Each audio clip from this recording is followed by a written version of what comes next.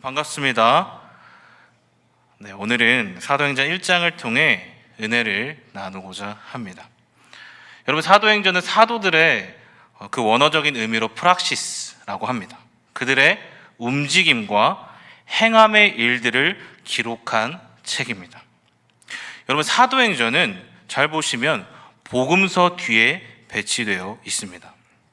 쓰여진 순서대로만 본다면 여러분, 신약은 복음서부터 쓰여지지 않았고 가장 먼저 어디죠? 갈라디아서, 데살로니가, 전후서, 서신서 순서로 쓰였습니다. 그리고 마가복음, 누가복음, 사도행전 순서로 기록되었습니다. 그렇다면 여러분, 왜 이러한 순서로 기록되었을까요? 그것은 여러분, 복음이 마음으로만, 머리로만 담아 놓을 수 없기 때문입니다. 사도행전 19장 20절인데요. 다 같이 크게 한번 읽어보겠습니다. 시작. 이와 같이 주의 말씀이 힘이 있어 흥왕하여 세력을 얻으니라. 여러분, 분명히 그렇죠. 주의 말씀이 힘이 있어. 여러분, 이 표현은 언제나 하나님의 능력을 나타낼 때만 쓰던 표현입니다. 또 흥왕하다라는 것은 히브리어 파라를 70인 역으로 번역한 것입니다. 그 뜻은 열매를 맺다, 결실이 풍부하다, 성장하다라는 뜻이에요. 그러니까 여러분, 무슨 뜻입니까? 예수 그리스도의 복음은 결코 머리로만 머무는 게 아니라 저와 여러분의 가슴을 뛰게 하고 움직이게 하고 살아있는 여러분 생명력이라는 것입니다. 여러분, 믿으십니까? 그래서 여러분, 우리가 여기에 있다는 거예요. 영어로는 act, 행동해라, 움직여라. 그러므로 여러분, 살아있는 사도행전의 가장 중요한 핵심은요, 성령 하나님과 저와 여러분 교회라는 것입니다. 여러분, 누가 우리를 움직이게 하는가? 누가 끊어진 나를, 여러분을 하나님의 창조의 원형 그대로, 그 모습 그대로 울타리로 연결시켜 주시는가? 여러분, 이걸 보는 것이 중요합니다. 오늘 그걸 보면 성공이에요. 이것을 저와 여러분이 함께 살펴보길 원합니다. 자, 먼저 3절인데요. 크게 한번 읽어보겠습니다. 시작.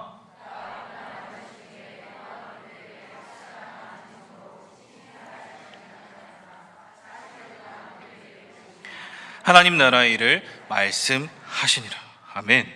여러분, 오늘 본문의 상황은 이렇습니다. 지금 부활하신 예수님이 40일 동안 나타나서 뭘 하고 계시죠? 하나님 나라의 일을 가르치고 계십니다. 그렇죠?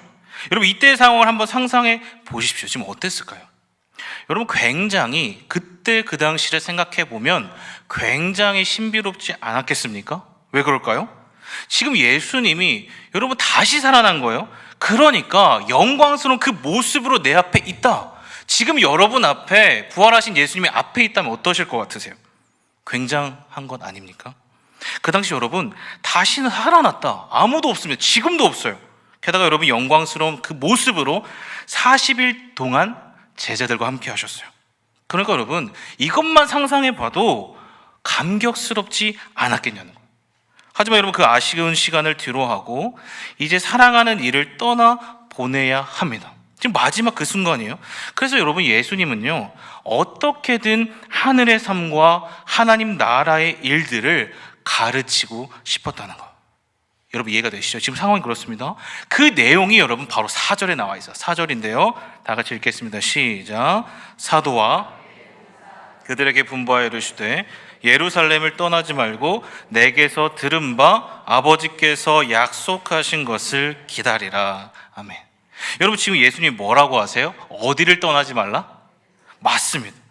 예루살렘을 떠나지 말고 약속하신 것을 기다리라. 여러분, 여기서 그렇기 때문에 저와 여러분은 분명한 사실 하나를 발견할 수 있습니다. 그게 무엇일까요? 바로 제자들이 예루살렘을 떠나고 싶은 마음이 있었다, 없었다? 있었다는 거예요. 여러분, 그래서 예수님이 이렇게 말씀하시는 것 아닙니까? 여러분, 예루살렘은요, 제자들에게 어떤 지역이었을까요? 한번 상상해 보십시오. 그들이 사랑하는 스승을 어떻게 해요? 배반했던 장소 아닙니까? 십자가에서 자신들이 그렇게 사랑했던 사람을, 스승을 매달고 모두가 도망친 곳입니다. 그러니까 여러분 매우 처참하고 실패와 좌절과 수치와 죄책감으로 똘똘 뭉친 장소 아니었겠냐는 거예요. 게다가 여러분 그 당시에 예수님이 살아나셨지만 종교 지도자들도 그대로 있었어요, 없었어요? 있었습니다. 그러니까 여러분 제자들의 입장에서는 불안할 수밖에 없습니다. 무서운 거예요, 두려운 거예요, 걱정이 되는 것입니다. 근데 지금 예수님이 또 지금 어떻게 하신다고 합니까? 곧 떠나신다, 하늘로 올라가신다. 그러니까 여러분 제자들은 지금 당장이라도 이곳을 떠나고 싶다, 무섭다, 두렵다 이런 마음이 가득했을 것이라는 것입니다. 사랑하는 여러분, 그러므로 제자들이나 저와 여러분이나 매번 하나님을 사랑하고 경험했을지라도, 하나님을 만난 첫사랑이 있을지라도 이러한 문제와 상황 앞에서 문제가 찾아오면 어떻습니까? 우리의 마음은 늘 두려운 거예요. 여러분 힘든 것입니다. 왜 그럴까요? 우리는 연약하고 불완전하고 우리의 감정은 늘 상황과 환경과 때에 따라 바뀌기 때문에 왔다 갔다 하기 때문이에요. 그렇다면 여러분 이러한 상황 가운데 제자들과 저와 여러분을, 우리를 너무나도 잘 아는 예수님이 왜 이런 말씀을 하실까요? 여러분 왜 떠나지 말라고 하십니까? 이것을 저와 여러분이 아는 것이 중요합니다. 먼저 이사야 2장 3절인데요 성경의 말씀을 성취하기 위함입니다. 다 같이 읽겠습니다. 시작. 많은 백성이 이르기를 여호와의 산에 오르며 야곱의 하나님의 전에 이르자. 그가 그의 길을 우리에게 가르치실 것이라. 우리가 그 길로 행하리라 하리니 이는 율법이 시온에서 나올 것이요 여호와의 말씀이 어디에서부터요? 예루살렘에서부터 나올 것임이라. 여러분 분명하죠. 지금 구약 성경에 있는 이야기가 예루살렘을 가리키고 있습니다. 성경의 말씀이 예루살렘을 가리키고 있어요. 바로 이곳에 뭐가 세워졌어요? 십자가가 세워졌습니다. 여러분 여러분 예수님의 그림자라 말하는 아브라함이 이삭을 바친 장소입니다. 그 산이 어디였죠? 모리아 산입니다. 그 위에 세워진 게 예루살렘 성전이에요. 그래서 여러분 오늘 본문의 저자가 쓴 누가복음에서도 이렇게 고백합니다. 누가복음 24장 46절부터 49절인데요 크게 한번 읽어보겠습니다. 시작. 또 이르시되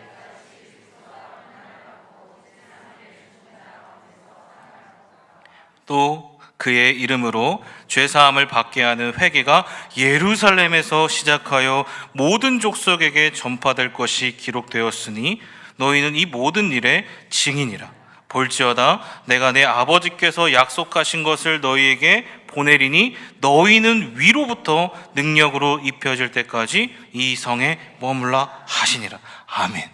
여러분 예루살렘이 그런 곳이었어서 하나님의 예정된 약속의 장소, 구원의 장소입니다. 여러분 그게 보이십니까? 생명의 장소예요. 부활의 장소였어요. 그러니까 힘들고 어려워도 묵묵히 기다리면 어떻습니까? 구원을, 생명을 경험할 수 있다. 그러므로 여러분 고난이 끝이 아니라는 거예요. 그 끝에 있을 부활을 바라보라. 그러므로 여러분 회피하지 말라는 것입니다.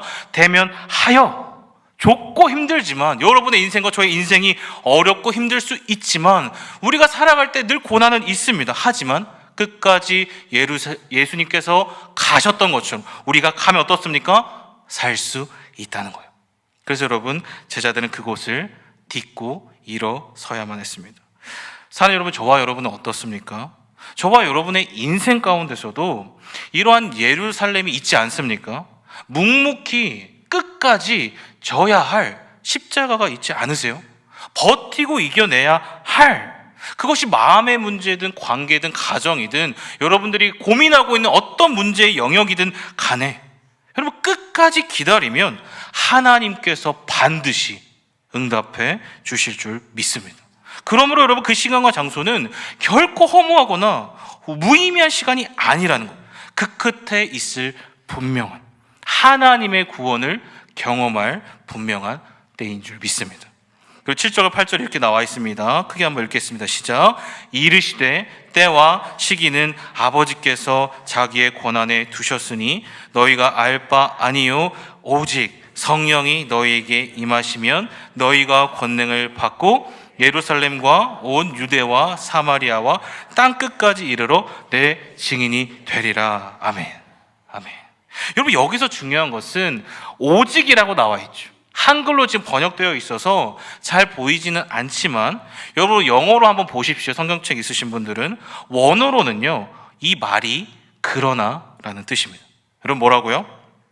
그러나. 그렇죠. 이것은 여러분 앞과 뒤가 완전히 다른 것을 의미해요. 즉 인생의 전환점을 맞았다. 즉 여러분 누가 버티는 것입니까? 누가 예루살렘을 기다리게 한다는 거예요? 내가 아니라 누가요? 약속하신 성령이 하신다는 것입니다. 그래서 여러분 화면을 보시면 제가 사진 하나 갖고 왔는데요, 한번 보시겠어요? 이거 말고, 네, 이거. 혹시 여러분들 다들 자동차 면허 있으시죠? 있으십니까? 여러분 자동차를 운행하려면 뭐가 필요하죠? 맞습니다. 운전면허증. 그래서 여러분 그걸 따려고 학원에 가면 뭐부터 배울까요? 지금 나와 있는 이 기어부터 배웁니다. 그렇죠? 자동차에 타면 시동을 켜고, 물론 필기를 보지만 기어를 어디에 둬야 돼요? 맞습니다. 오, 잘하시네요. D에 둬야 됩니다. 근데 여러분 만약에 지금 저렇게 D가 돼 있는데 R로 돼 있거나 후진에 두면 어떻습니까? 엑셀을 밟으면 어때요? 앞으로 갈까요? 뒤로 갈까요? 맞습니다. 뒤로 가는 거예요. 엉뚱한 곳을 가는 거예요. 그러면 여러분, 이게 무슨 말일까요? 저와 여러분의 인생도 동일합니다. 무엇부터 우리의 인생이 설정되어야 합니까? 바로 방향부터 설정되어야 합니다. 여러분 앞을 봐야 한다는 거예요. 우리가 가야 할 목적지가 어디인가, 우리의 분명한 하나님의 말씀이 가리키는 그 목적지가 무엇인가를 제대로 봐야 한다는 거예요. 그게 바로 여러분 오늘 본문 아닙니까? 오직 성령이 너희에게 임하시면 그분이 여러분 우리의 방향을 올바르게 설정해 주셔야 한다는 것입니다. 여러분 우리는 할 수가 없는 거예요. 왜 그렇습니까? 우리 스스로는, 인간은 절대로 스스로 바뀌거나 변화될 수 없기 때문에. 우리의 근본 자체가 죄성을 지니고 있잖아요. 죄인의 모습으로 살아가고 있습니다. 그렇기 때문에 이것을 누가 바꿀 것인가? 여러분, 성령이 임하시면 가능한 줄 믿습니다. 여러분, 오늘 말씀이 분명히 증언하고 있어요. 지금 성령이 임하시면 너희가 무엇을 받는다고 하고 있습니까? 권능을 받고. 그렇죠. 여러분 여기에 나오는 권능이라는 단어가 사도행전의 핵심 단어입니다. 많이 들어보셨을 거예요. 디나미스. 여러분 들어보셨죠? 이 단어에서 다이너마이트가 나옵니다. 빵! 터지면 어떻게 되죠? 모든 것들을 해체시킵니다. 터뜨려버려요. 그런데 이 단어는 터뜨리다, 해체하다, 여기서 끝이 아닙니다. 여러분 거기서 끝이 아니라 다시 쌓아가는 것을 포함합니다. 여러분 뭐라고요? 다시 쌓아간다. 그래서 여러분 이 단어에서 다이나믹 들어보셨나요? 다이나믹이라는 단어가 나오는 거예요. 이게 무슨 뜻일까요? 역동적인, 살아있는, 죽어있지 않은, 움직이는, 새롭게 살리는 뜻을 의미한다는 거예요. 그러므로 여러분, 디나미스는 죄에 묶인 모든 것을 해체하는 것입니다. 모든 걸 자유케 하세요. 새롭게 살리는, 망가진 우리의 형상이 하나님의 선한 창조의 모습으로 회복하는 것을 말하고 있습니다. 여러분 그것을 누가 한다는 것입니까? 하나님의 영이 하신다. 고린도후서 3장 17절 다 같이요. 주는 영이시니 주의 영이 계신 곳에는 자유가 있느니라. 사랑하는 여러분, 이 사실을 믿으십니까? 여러분 진짜 믿으세요? 그러므로 여러분 성령의 권능이 임하는 곳은 언제나 자유함이 있습니다. 진리가 너희를 자유케 하는 거예요. 내가 하는 것이 아닙니다. 이것이 저와 여러분에게 주어진 가장 큰 축복이고 선물이에요. 이 자유가 우리를 살린다는 것입니다. 그래서 여러분 로마서 8장 14절은 이렇게 증언하고 있습니다. 다 같이 한번 읽을게요. 시작. 무릇 하나님의 영으로 곧 하나님의 아들이라. 너희는 다시 무서워하는 종의 영을 받지 아니하고 양자의 영을 받았으므로 우리가 아빠 아버지라고 부르짖느니라. 아멘. 사랑하는 여러분, 그러므로 우리는 더 이상 종의 영이 아닙니다. 종의 영에 매여 있지 않습니다. 양자의 영으로 인도함을 받는, 여러분 꼭 기억하셔야 돼요. 거룩한 하나님의 자녀들인 줄 믿습니다. 이게 바로 우리의 정체성이에요. 그러므로 누가 여러분 이러한 정체성을 갖고 있는 우리를 하나님의 사랑으로부터 끊어낼 수 있는가? 없다는 거예요. 아무도 없어요. 우리는 종의 영이 아니라 자녀의 영을 받았기 때문에 반드시 자유가 임하는 것입니다. 다시 8절입니다. 다 같이 읽겠습니다. 오직 성령이 너희에게 임하시면 너희가 권능을 받고 예루살렘과 온 유대와 사마리아와 땅끝까지 이르러 내 증인이 되리라 하시니라. 아멘. 여러분, 성령의 권능이 임하시면 무엇이 되리라? 내 증인이 됩니다. 여러분, 성령이 임하시면 이 증인이라는 말이 마르투스, 여러분, 말투스, 순교자라는 뜻입니다. 그러니까 이게 무슨 말일까요? 저와 여러분이 순교자가 되어라, 순교자가 되어야 합니다, 이렇게 말하면 어떠십니까? 갑자기 순교자가 되어야 되니까 너무 부담스럽지 않으세요?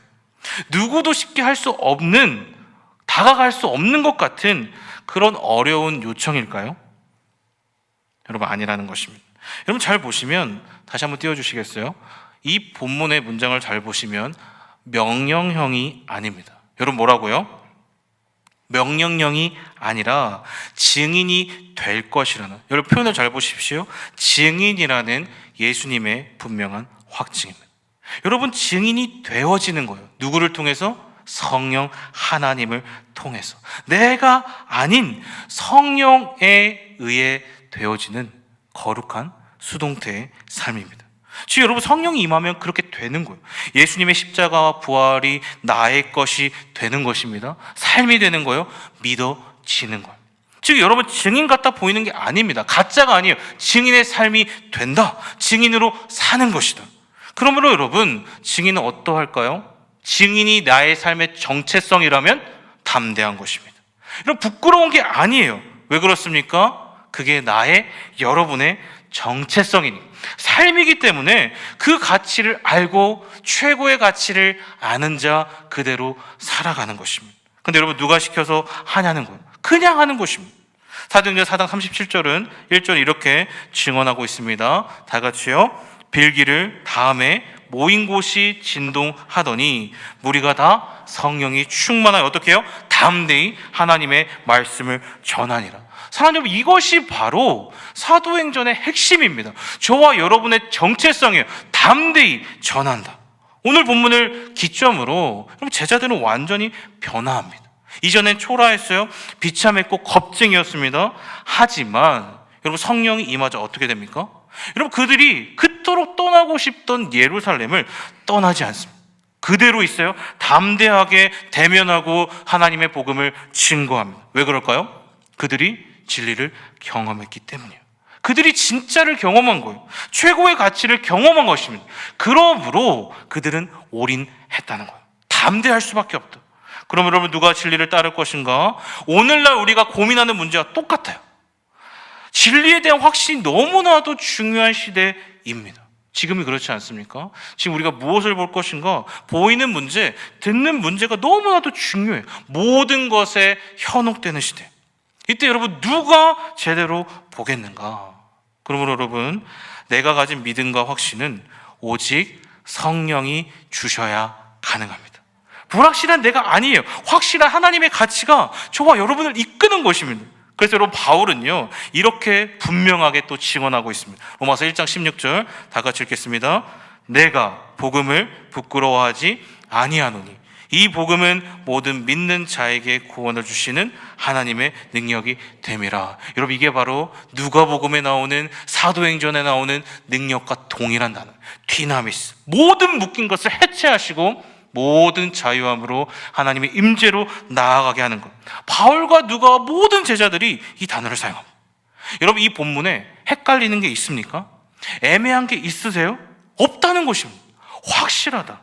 부끄러워하지 않는다. 복음은 여러분, 모든 믿는 자에게 구원을 주시는 뭐예요? 하나님의 능력이 되기 때문입니다.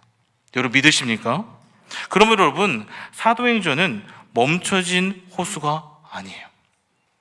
멈춰져 있거나 죽어 있는 것이 아니라 증인들의 이야기, 살아있는 것입니다. 움직이는 거예요. 바다가 파도를 일으키죠. 그게 당연한 거예요. 매일매일 범람하듯이 넘치는 것입니다. 들풀처럼 퍼져 나가는 거예요. 그래서 여러분 사도행전 21장 20절은 이렇게 말합니다. 다 같이요.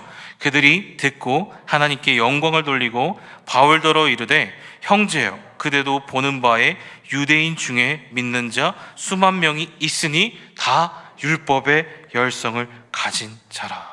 여러분 이게 어떻게 가능할까요? 유대인이래요. 여러분 유대인 중에 수만 명이 믿었더라. 그 당시에 유대인들은 예수님 믿지 않았잖아요. 하나님만을 믿었잖아요. 그런데 어떻게 이런 일이 가능한가? 여러분 처음에는 120명 뿐이었습니다.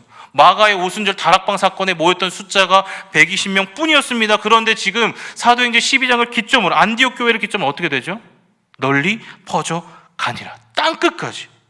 바로 여러분 이것이 어떻게 가능할까요? 성령의 권능으로 가능한 것입니다. 사도행전 12장 24절입니다. 다 같이요. 하나님의 말씀은 흥왕하여 더하더라. 다시 한번요. 하나님의 말씀은 흥왕하여 더하더라. 여러분 믿으십니까? 분명한 거예요. 이 거대한 그림, 하나님 나라는 오늘도 멈추지 않는다. 유효하다. 그 그림이 저와 여러분을 통해 이루어질 것이다.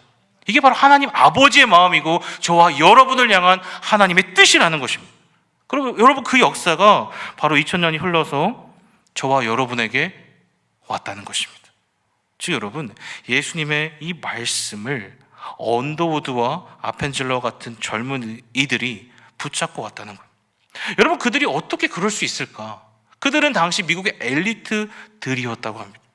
그런데 여러분 그들의 마음에 뭐가 임했어요? 성령의 불이 임했기 때문에 여러분 그들은 가만히 있을 수가 없었다는 거예요. 들풀처럼 퍼져나가길 원하시는 자신의 뜻이 아니라 성령 하나님의 뜻에 그들은 순종했습니다. 그래서 여러분 우리나라와 오늘 한국 교회가 있다는 거예요.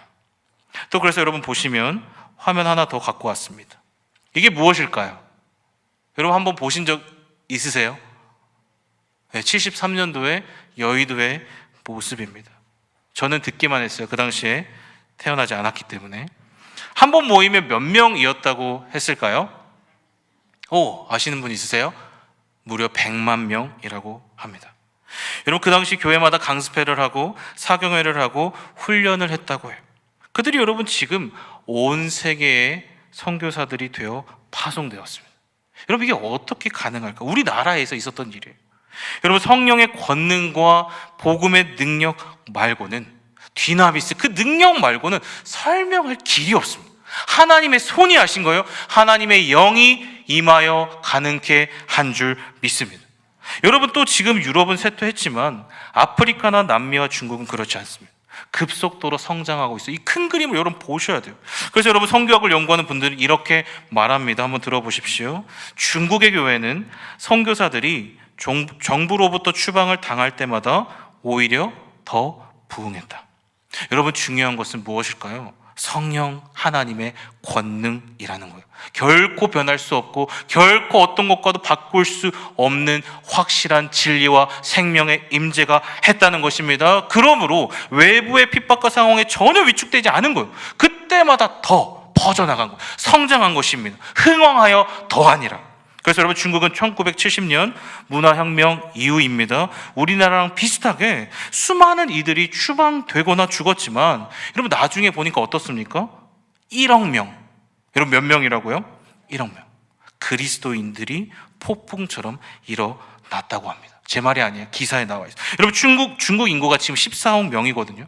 그러므로 여러분 이것은 우리가 하는 것이 아니에요. 사람이 하는 게 아니라 눈에 보이지 않지만 분명히 살아 역사하시는 하나님의 영이 하십니다. 그러므로 여러분 제가 이 말을 참 좋아하는데 선교하는 교회는 결코 망하지 않습니다. 여러분 믿으십니까? 미셔널 처치. 선교적 교회는 늘 살아있다는 거예요. 이게 바로 성경이 말하는 교회의 본질입니다. 그러므로 여러분 그 꿈에 동참하면 하나님의 비전에 동참하는 교회는 반드시 하나님의 역사가 일어날 줄 믿습니다. 왜 그럴까요? 그게 바로 하나님의 꿈이요 비전이기 때문에 반드시 이루어지는, 창조주가 하시는데 뭐가 안 될 게 있어요? 반드시 이루어지는 것입니다. 그래서 마지막으로 요한복음 6장 39절 이렇게 증언합니다. 다 같이 읽겠습니다. 나를 보내신 이의 뜻은 내게 주신 자 중에 내가 하나도 잃어버리지 아니하고 마지막 날에 다시 살리는 이것이니라. 아멘. 그리고 예수님께서 말씀하신 것, 나를 보내신 하나님의 뜻이 무엇입니까? 내가 하나도 잃어버리지 아니하는 것이라, 살리는 것이라, 잃어버린 자를 찾아 이 땅에 오신 예수 그리스도의 마음이라는 것. 그러므로 여러분 함께 기도해 주십시오. 이번 주 저희 교회에서도 이 하나님의 뜻을 따르고자 합니다. 행복 축제와 해피랜드, 그리고 여름에는 무엇이 있지요? 맞습니다. 일본과 필리핀, 베트남과 네팔 선교가 있습니다. 반드시 여러분 그 뜻을 따르는 교회, 그 자리에 살아계신 하나님의 예비된 은혜가 있을 줄 믿습니다. 그것이 바로 하나님 아버지의 뜻이기 때문에 모든 준비와 여정 가운데 우리가 하는 게 아니에요. 하나님의 사역에 동참하는 것이다. 동참하면 하나님의 분명한 은혜와 축복이 있을 것입니다. 그러면 여러분 오늘의 말씀을 기억하시면서 성교적 교회로 살아가신, 성령으로 충만한 성령의 권능을 덧입는 복된 하나님의 증인들 다 되시기를 주 예수 그리스도의 이름으로 축복합니다.